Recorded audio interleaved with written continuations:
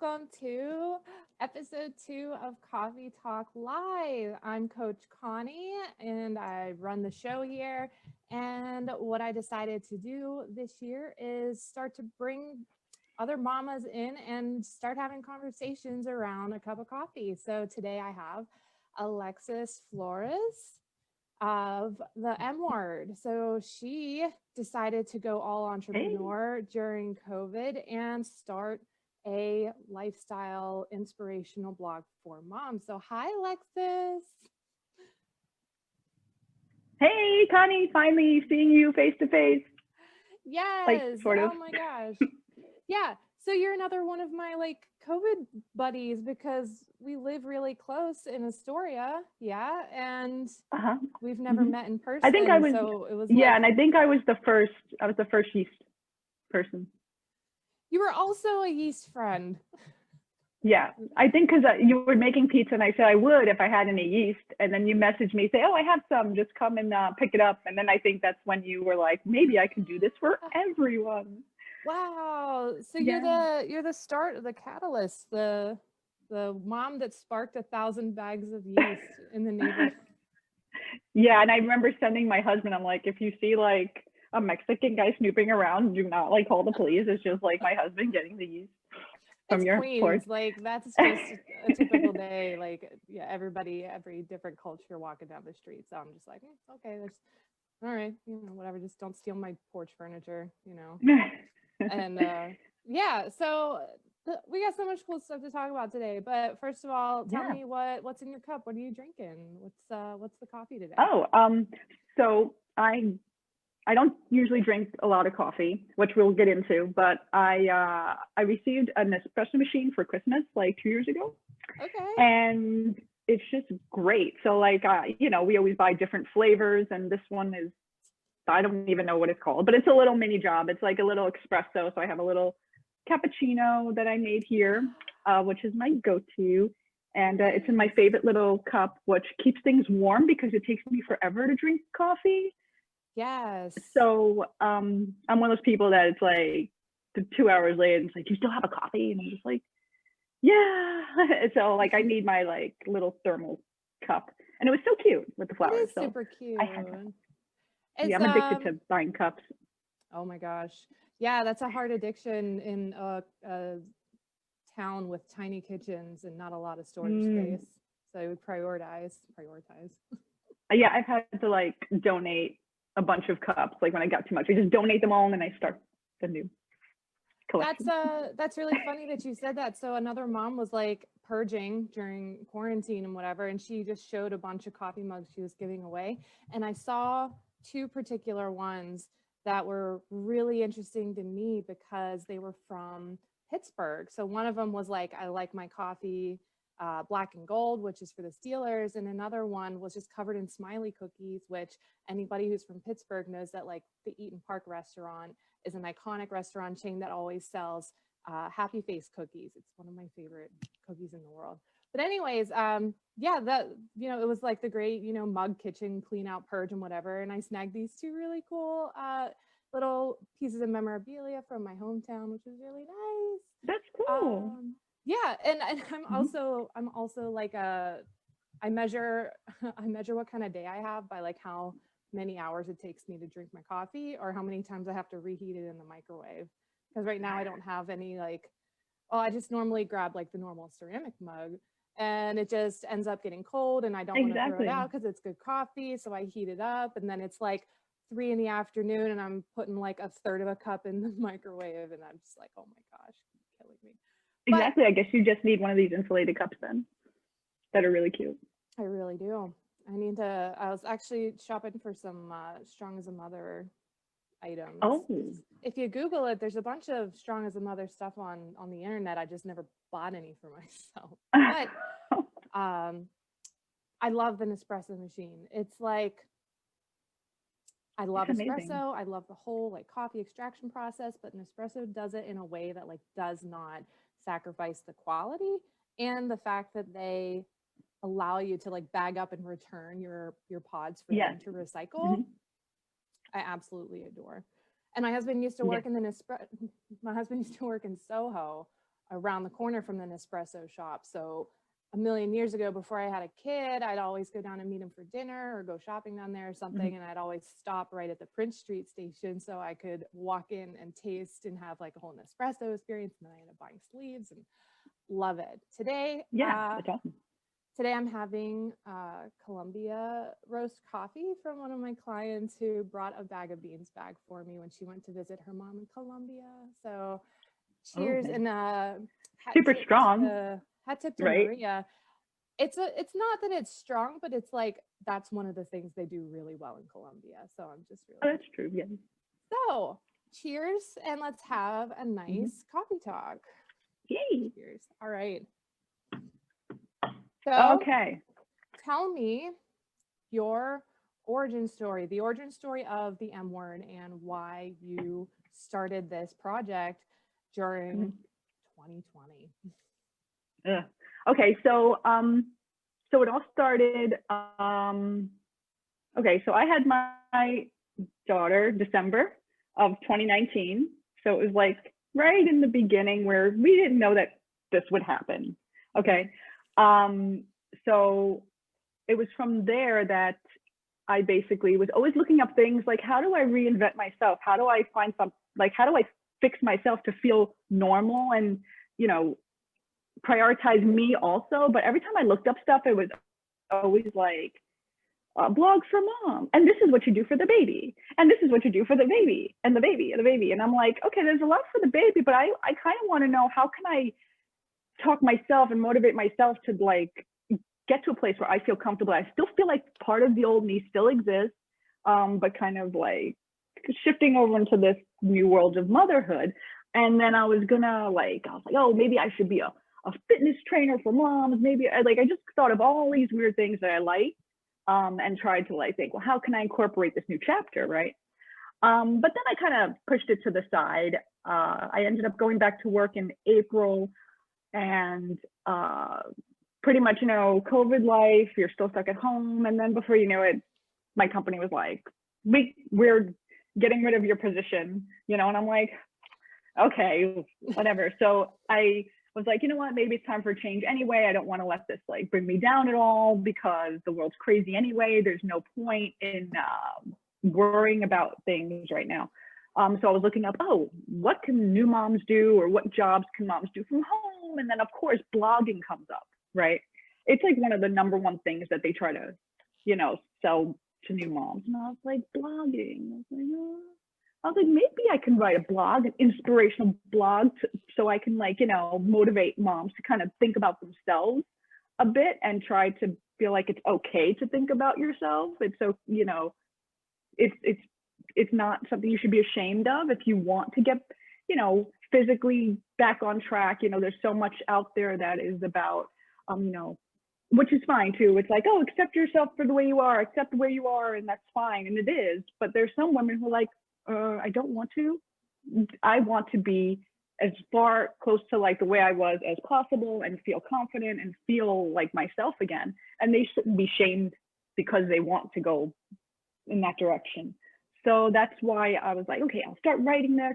It'll give me something to do while I figure out my career, you know, and that's pretty much how it started. And it's hard. It's hard to have a blog, actually. There's a lot more to it than just writing something, which I found out. So it's definitely a process, but it's a good one, because once you put it out there, it's out there, you know? So it's kind of my piece of, you know, kind of giving back, I guess. And maybe that'll help some mom out there who's just like, oh, I feel stuck and I feel like I just want to lay on the floor and stare at the ceiling and I don't know what to do with myself. Oh, that's awesome. You know?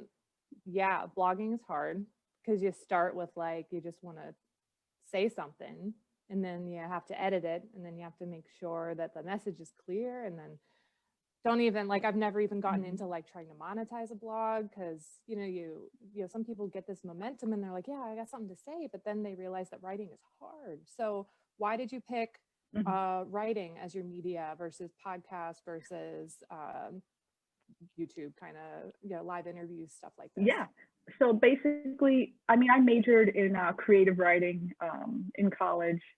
So, and then I went to film and video. So like, I'm like, so I guess for me, it felt like, hey, let me get my thoughts on paper and then see how that goes, because I can go back and edit it a lot. And I think what I have trouble with when it comes to like live or Instagram, when it's like your live story, your live feed, is like, I have an editor mindset. I worked in post-production, retouching, video editing. So like, I'm so used to being able to take something and in post create it to what I want to be, and then, put it out there. But I don't have those resources right now. Like my friend who's an editor, he's in Italy right now. He needs to get his visa stuff. And once he comes back, I think we're going to start doing stuff together. But right now, I just figured, let me start with the blog writing, because I know how to edit. Okay. And then kind of take it from there. And that's when I started Instagram, which is hard for me too, because I'm like, I don't want to be on social media. I want to put the message out there, but I don't want to be glued to it. Yeah.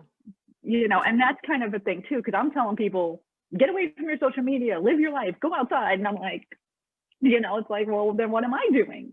Am I, so that's what I'm struggling with in a sense. It's like, I think I'm starting with also writing. Another thing too with writing is that you have like this SEO, it's like this search engine optimization. So like, let's say I put something there now, okay, and I write how to bake cookies in 3 easy steps. I write that. Maybe no one looks at it now, but in 3 years, that could be #1 on Google and like everyone's looking at it. Okay. The same thing could happen to YouTube, but then it's like your likeness, your face. I also kind of like the idea of, let me see what I want this to be before I put my actual face to it. Mm-hmm. I want to feel more confident in what I'm saying and what I'm doing before I actually say, oh, and this is me, by the way. So I think it might be a progression. I probably will end up doing video. People love video. I love video. So it's probably something I will do in the future. Well, that's interesting. Yeah, there's even like as far as going as far as saying like your target audience is either the kind of person that reads or the kind of person that consumes like visual content. So yeah, it is hard. My entire like business entity lives on Facebook, a little bit of Instagram, and then I write weekly with my like subscriber email. But I also am like, I hate being glued to my phone, and I send out the message like, hey, if you're reading this, like get off your phone and go do something, like go take a walk, go, I don't know, stare at anything else for 5 minutes. But we gotta meet the moms where they're at now, right? And then push the message or share the message that we want to share. But that's really cool. So like being able to understand that your best creative outlet and your best way to get content out is through writing, and overanalyzing. Right now, at least. Yeah. There's definitely a real paralysis with being a perfectionist or feeling like nothing's ever perfect enough to post. So I think, when people when they are action takers and when they are able to say like, all right, I'm going to start this thing and I'm going to do it, taking that imperfect action and allowing it to be rough around the edges. Like I am with Coffee Talk. I really am. I have zero skills with post-production. Everything that I do is in like the Windows editor, or I just cross my fingers and hope that it's decent, the way it is. But that allows us to be vulnerable too, because we don't want to be at least I don't want to be the ultra polished mom that has her ish together all the time, and be very honest with like, we're not always okay. And we're not putting out, like, I'm trying not to put out just the highlight reels of what's going on, because, just like you said, it's important for us to feel like ourselves again. And that can be a long, bumpy journey whenever we often feel like we have to be the sacrificer of ourselves in the name of parenting and in the name of relationships and stuff. So that kind of leads me to my next talking point, which was an article you wrote about kind of taking care of yourself from the inside out. And I'd be interested to kind of hear you expand a little bit on, those points that you made about like feeling good. How did you phrase it? Feeling good from the inside out? Yeah. How to boost energy from the inside out. Yeah, let's talk about that. Yeah, so I'll talk about a few points. So obviously the main one, which was #1, was movement, exercise. I mean, that is ultimately the number one way you can kind of bring your mood from like 0 to 10. I mean, it just works. And it works mostly in the morning. I mean, you know, anything that you can do as routine is great. But if you're looking to like, you know, you wake up kind of like, like I just feel kind of down. Even if you get like 10 minutes of like jumping jacks, high knees, anything, it automatically just like releases the right chemicals that kind of make you feel good, even if things in your life are kind of out of your control and make you not feel so good. So exercise was actually the number one thing. It also gives you like a sense of accomplishment. It makes you feel like you've done something for yourself. It just kind of creates this like momentum that you could kind of carry through the rest of your day, and it helps you to make healthier food choices when you do it earlier in the day. At least that's what I found. I mean, it's not always possible to exercise like in the morning. Now, but my child's sleep schedule now changed, so I can't do a morning workout. But as long as you're consistent, like I do one at night, I kind of work out at like 6:30, and that kind of brings it up to the morning. Like, you know, it kind of, I still kind of feel the effects when I get up the next day. Oh, nice. You know, so I feel like exercise is definitely a big one. Even though people hate exercising, you're never going to be in the mood to exercise unless you just exercise the day before. Like, you'll never feel like, oh, I'm in that mood, I'm ready to start. It's just, if you're waiting for that, it's not going to happen. It's going to what makes you feel good. It's not, I feel good to exercise. It's, I exercise to feel good, you know? Oh, you said it. That's exactly why, that's like my exact response when someone says, I can't take yoga, I'm not flexible. Oh, that's me. I said that. Well, same exact thing, right? We don't go once we are flexible, we go to get flexible. And that's a really awesome Right. point. Now, there is, you know, eventually it is possible to get to a point where you wake up and you just, exercises become such a Right. part of your life, like brushing your teeth, that you can possibly approach it with this positivity and like, I do this because it makes me feel good, and it's more just a lifestyle maintenance thing. But you're right, it is kind of a point of combat in your mind when you're like, I feel like crap. Mm-hmm. I know I should exercise, but I don't want to exercise. Mm-hmm. Like for me, even for me last night, like I came home from a weekend away to a freezing cold house. And whenever I'm cold, my body just like shuts down. I want to like curl up in the tightest ball. I hate being cold. Like I could live in the tropical like climate zone for my whole life and be totally happy. Me too. And I knew in my head, like, Connie, if you just go over and like walk fast on the treadmill for a couple minutes, like you'll warm up and you'll feel better. But there was still just something in me that just was tired, and I wanted to do nothing but curl up in the blanket and wait for the fire to start and feel warmer with the least amount of effort. And I really shot myself in the foot there because I was just cold basically until I went to bed. But yeah, that's the conversation we have in our minds about exercise. And that's where, you know, having a coach like me comes in to say like, all right, well, what's motivating us? Why do you want to show up for working out every day? Like, what is that thing that will get you to show up? And oftentimes it's just saying like, all right, I feel like crap this morning, but I'm going to make a deal with myself that if I start for 5 minutes and I still feel like crap, then I give myself permission to stop, and I go on and I try something else. Because sometimes, and by sometimes I mean like 10 times out of 10, once you start, you know, you feel better, you warm up, you're like, oh yeah, this is all right, or I'm enjoying sweating, or I already started, I might as well keep going. But it's that need to get over that one little barrier, or sometimes it's even a big barrier, you know, depending on like the conversation that you have in your head. So yeah, I agree with your first point of exercise. But it's also a waste of time thinking about, I'm kind of tired, let me like just sit here for a second, but then I have to put on my sports bra, but I don't know, and all that, I don't know, like you could have been like already like halfway through your exercise or even done with your exercise, because you're you know, you're thinking about how inconvenient it is.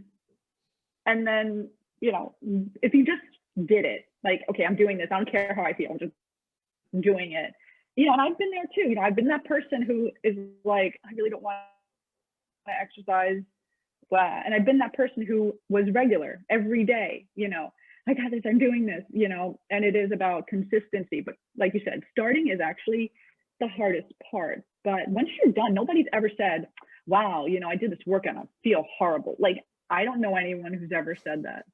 Like, you don't feel, physically bad. You've always feel in a good mood. Am I wrong about that?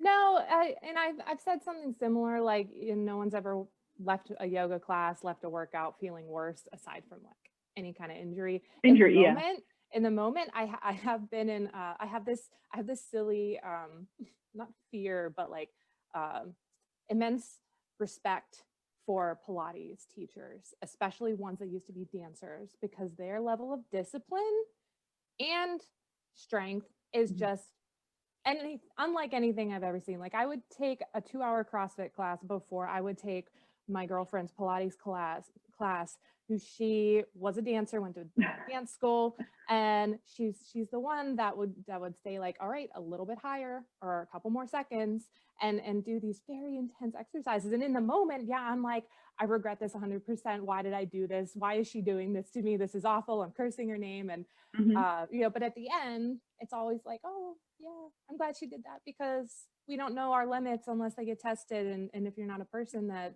knows how to test your own limits, sometimes you need somebody else to kind of kindly nudge your limits forward a bit. So yeah, I agree. So what other I agree. Yeah.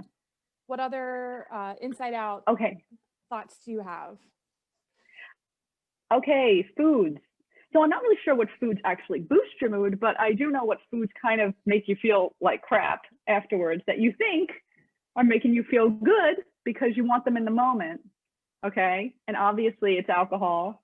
It's a big downer. Even if you think, hey, I had a stressful day and I'm just gonna, let's order a pizza. Well, pizza. Okay, I don't want to talk about pizza because I'll talk about because pizza. But I have a special okay, you know what? I had a rough day. Let's order like a burger and fries.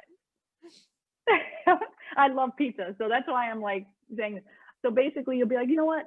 I had such a stressful day. I feel like crap. Let's just like order out. Let's get beers. Let's get like burgers and fries, and let's watch some like scary movie. I don't know. I don't care. And then you do that. You eat it in the moment. You're like, yeah, I feel so great. But then the minute you digest that, you feel bloated. You feel like heavy.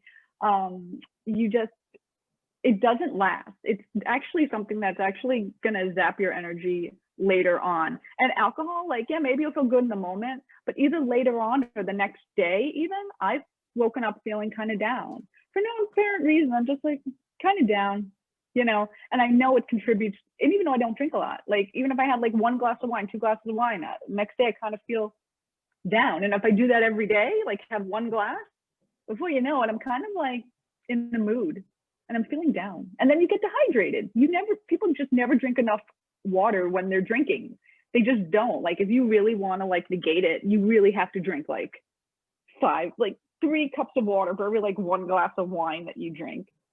And the alcohol makes you have to go to the bathroom to start with. So then now you're just basically going to be hanging out in the bathroom, going pee all the time. Exactly. I mean, not to say to cut out all these things, because sometimes, yeah, you want to drink, you want to have fun, but don't let it be what you go to be happy or energized or to get you back on track, because it's going to actually derail you even further, in my opinion, So that's another one. Yeah.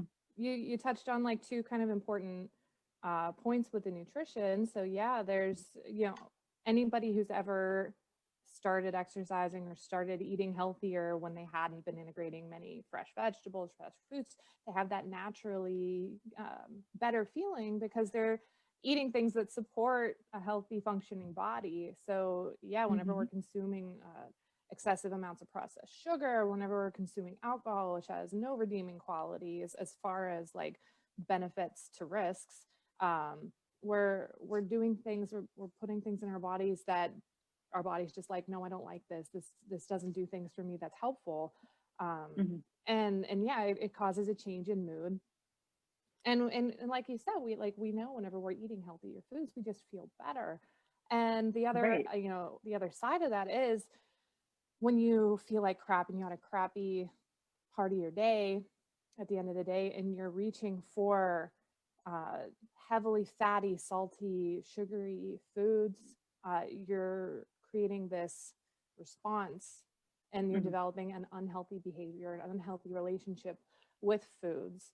So that's where we start to wander in the territory of believing that there are good foods and bad foods, which in my world neither exists because it's all relative. But Right. creating that addictive behavior of reaching towards foods for comfort, which for a lot of us, for Right. me, even food is a coping mechanism from when I was younger, because it was just always there for me, and it Mhm. made me feel better when I was feeling like crap. And that's things that we have to take time to unlearn. But Mhm. you can't unlearn it if you don't recognize it, or if you don't take a moment to recognize, like, oh, this is what I'm doing when I feel this way. Mhm. Therefore, we have to try to figure out how to take steps to replace that habit with something that's healthier. And then going into the alcohol, yeah. So, Mhm.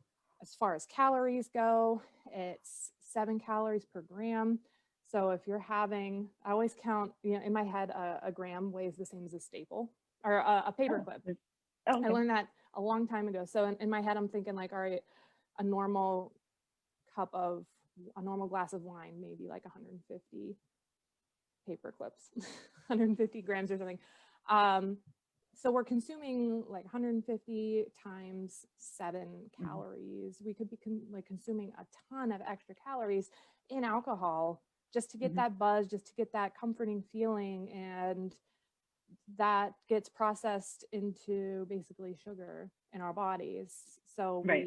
if we're not drinking wine and then going and running a race, we're converting that into stored as body fat, and it's just adding on the weight. So for a lot of people, if they took to drinking, even if it was just a glass or two at night to take the edge off during quarantine, and then they wake up one day and realize they're Mhm. 15 pounds heavier and they not a lot changed, it could be something as simple as having added that glass of wine every night. And then, the higher the Mhm. stress, you think the more alcohol you need to take the edge off of it. So we're wandering into addictive behaviors. So what Mhm. we do for those is we either make a behavior really hard to do. So taking the alcohol out of the house, for example, Mhm. um, that's pretty much the easiest one as far as Yeah, if it's not not letting there, you yourself can't go go. for it, Yeah. Yeah, or we replace it with a healthier habit. So if sitting on the couch and drinking a glass of wine at the end of the day was the habit you were developing, we have to try something different that maybe isn't on the couch. Maybe it's learning a new skill, crochet, needlepoint, paint by number. I don't know, a lot of those new craft activities have really popped up. Chalk Mhm. lettering, replacing that habit, that behavior with something else so that you can develop or replace that with a healthier habit that supports, the lifestyle you want to live. So, yeah. Yeah, exactly, exactly. Um, oh, it's 10:30. Do we have time for one more? Yeah, yeah, let's keep hanging out for a little bit. Okay. So another one that's good if you want to feel good about yourself is developing a self-care routine that makes sense to you, dressing how you want to feel, especially now with COVID. It's like, why do I need to get dressed? No one's seeing me in the office. Nobody cares.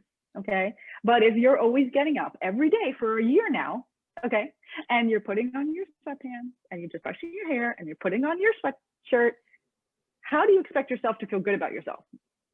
Unless you're like super trendy, like Beyonce or something, and you're just like, hey, I got my like makeup people here doing it, and I look like super like, what is it, athleisure? I don't know. But the point is, if you want to feel good, dress up, put on your makeup, put on that dress, just make yourself dress how you want to feel. Do Hmm. your hair, paint your nails, uh, just do something that makes you feel like, so what if no one's looking? So what if it's just your husband and your kid? Uh, why not look good? It'll make you feel good. I mean, how often do we dress up and like feel like want? You feel like better, right? Womp womp. Yeah. What do you think? That's yeah, that's really interesting. So there's kind of like there's two ways to kind of approach that. So it reminded me of so I went to an ashram in India maybe like 5 years ago at this point, and I expected super like ancient practice. Like the practice that I did learn really was like super old school. But there's a dude there, one of the teachers is from Chicago, and he was wearing Lululemon. And here I go walking in thinking like, oh, that's interesting to see like this super spiritual, higher up teaching dude wearing Lululemon pants. And he's like, yeah, well, because it's come up along the ways in my 10 years of yoga teaching of like, should you wear expensive yoga clothes to practice yoga? Do you need them? Are you being pretentious if you wear like the fancy clothes and stuff? And I kind of like broached this subject with him because I had my own apparently prejudices and assumptions about yoga and spirituality and like $50 pants.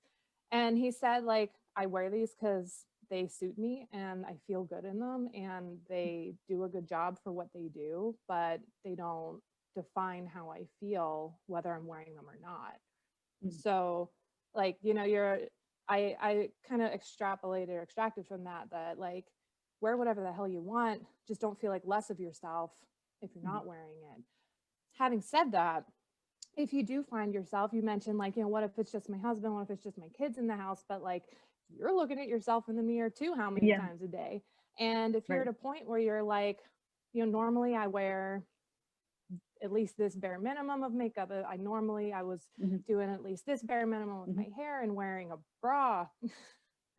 And then you see yourself in the mirror and you haven't really gotten to the point where you're comfortable with absolute, nothing on, wherever. If you're not comfortable at that point right now, then yeah, it's super easy way to feel a little bit better is to develop that routine that gets you feeling like yourself. Michelle Obama, who's one of my favorite people in the world, when I was painting this room, when I was painting my lake house, I had her podcast on the whole time. I felt like she was just painting the house with me. It was great.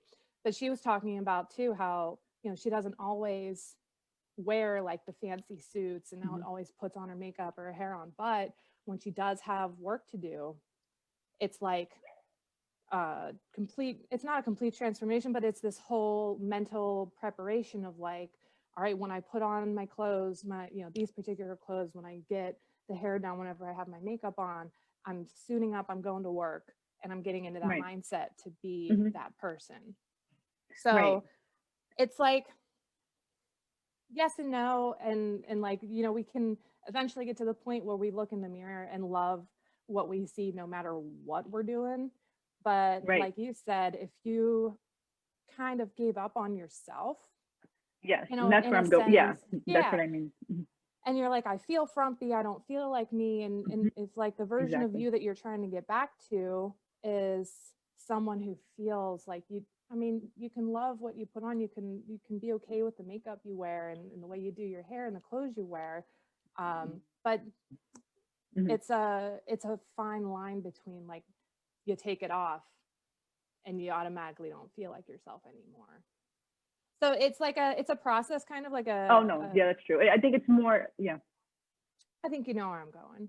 Also, I was just gonna say, like obviously, I was just gonna say also I'm on a stability ball, like an exercise ball, which is why I'm up and down like this when we're talking.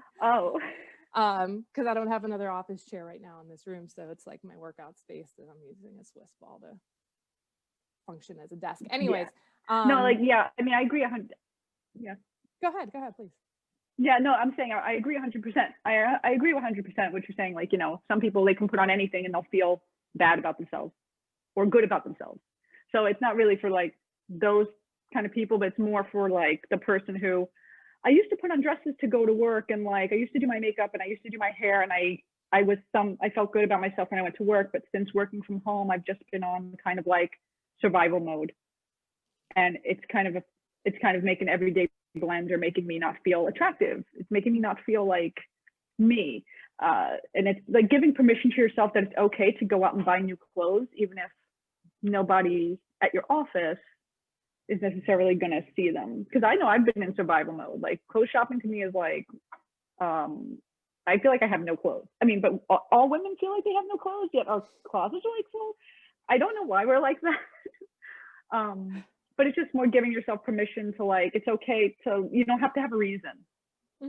Because some people just feel like they need a reason and they're Oh waiting yeah, and for they're waiting sure. for that reason. You know, you don't have to wait for it and you'll feel better. Yeah. And I was actually talking with a client about this because we were discussing kind of like how we progressed through COVID, through quarantine, Mhm. and when you feel like nothing is the same, or you feel completely out of sorts, or there's no control of anything, is seeing what habits you dropped, what kind of Mhm. like beauty routines or preparation routines that you dropped, that you could get back to kind of feel a little bit more in control, a little more relaxed. And Mhm. one thing I mentioned was like every day when I woke up, I still flat iron my hair. I still put on Mhm. whatever level of makeup that took less than 5 minutes. And that way, I was always ready to go on screen, to post, to create content, to take Mhm. calls or whatever. And I didn't have to stop at any point in my day and be like, oh, well, hang on, I have to go do my hair before I go mask up and walk to the grocery Right. store or whatever. Like you Mhm. felt like that part of your day was already checked off. So you didn't have to interrupt whatever it is you're trying to do. Because whenever I work with people, it's usually finding time to work out. And what that usually ends up Mhm. looking like is creating just a little bit more structure in your day, to the point where you Right. don't have to cause interruptions to feel caught up. Because every time you stop, or like typical mom stuff, like you want to it's like you want to fold the laundry, but before you fold the laundry you have to empty the dishwasher. Before you empty the dishwasher, Right. you got to clean the floor before that. Mhm. So instead of feeling like you're reacting to everything, taking a few proactive steps in order Exactly. to feel better. And I think that goes to your point of like, put on your work clothes for the day, build getting ready for whatever your day is into your behavior and your Mhm. habit routine. And then you can feel a little bit better, Mhm. because then you show up on the Zoom call and you're like, oh yeah, that's me, that's my face, not like, oh my god, turn the screen off. you know Exactly, exactly. And also it's about asking for support, you know. Sometimes when you're a mom, you kind of have this idea you have to do everything yourself and that, you know, well, the baby's still up, like I can't do anything. Well, you can ask your husband to just watch for like 20 minutes. Like you can do, like it's okay to do that, you know, it's okay. And if they give you lip, just be like, no, you're doing this. Like, you know, you can, you know, you don't have to ask for permission. You can tell someone, hey, you're going to do this because I need to do this. or at least say like, hey, I need your help. Hey, this is Exactly. important for me. And Hmm. oh yeah, we're wandering into uh relationship Oh, conversations, which could be a whole other coffee talk on its own. And I exactly. think it should, because you do have an article that piqued my interest as well about intimacy Hmm.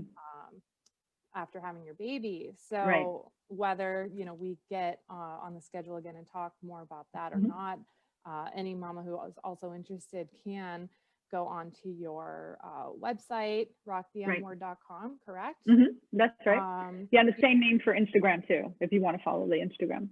Rock the M word. Yeah, and we'll post those in the comments after the show. But so one thing I like to ask before we kind of wrap up the conversation is, what was one thing that you like, one purchase that you made during quarantine that you still use today, or that was like your absolute favorite, whether it's self-care or impulsive or anything in between? Um, I- so basically, for Christmas, my husband actually bought me a like a reflex bag. It's basically like a punching bag that like you hit it and then it kind of goes back and forth. So like Ah, now I use that like to work out and it's really, really amazing. Like it's the Everlast reflex bag. And I use it like, I don't know if you know behind me, see how I have like a hall, I have like a, I forgot the real word for that. Like it's a hallway, but it's like space. sure. Um, I forgot the name of it. It's like some French word, whatever. So I have like this So like space a back here. So I kind of foyer. put it in the middle. Yes, that's exactly what it is. I'm really bad with anything French, so like don't even. So that's what it is, my freedom. So I put it in the middle and I box to it. It really like makes me feel energized and good. And honestly, it's only 20 minutes. I put it on a mat, so nobody downstairs complains. And it's been working great because I wanted a treadmill, but we really can't fit in the apartment. And our couch is not that kind of couch that you can like put it under because it has 3 legs. Yeah. You know what I'm saying? So basically, that's been like starting to be a lifesaver for me. And yeah, that's probably like the most important because exercising has probably been hard because I like to do very besides running, I like to do like boxing and kickboxing, something I feel like I can use. You know, like I feel like I like to do that. And if someone tried to like mug me, I can like karate chop them. And I just feel like it's useful. Yeah, I don't know, but that's a me. good skill. Yeah, that's awesome.